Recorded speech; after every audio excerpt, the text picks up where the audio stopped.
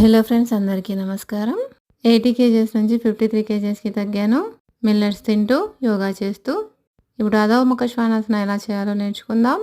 ఇలా వజ్రాసనం పొజిషన్ తీసుకుంటూ నెమ్మదిగా 2 చేతులు ఇలా పొజిషన్ తీసుకుంటూ నీ మీద హోల్డ్ చేస్తూ పాదాలు 2 ఇలా పొజిషన్ తీసుకుంటూ 2 మోకాళ్ళ మధ్యలో డిస్టెన్స్ మెయింటైన్ చేస్తూ శ్వాస తీసుకుంటూ నెమ్మదిగా ఇలా మన హిప్ను పైకి రైజ్ చేయాలి.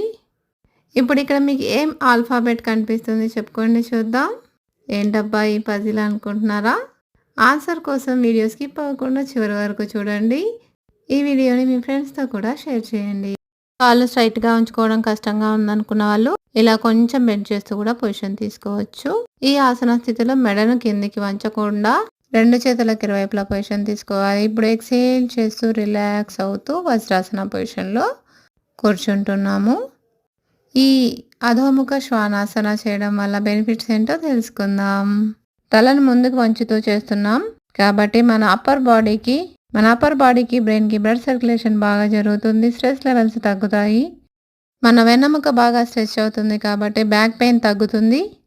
కాఫ్ మజిల్స్ స్ట్రెంథన్ అవుతాయి. ఏ ఆల్ఫాబెట్ చెప్పనా? ఇన్వర్టెడ్ వి.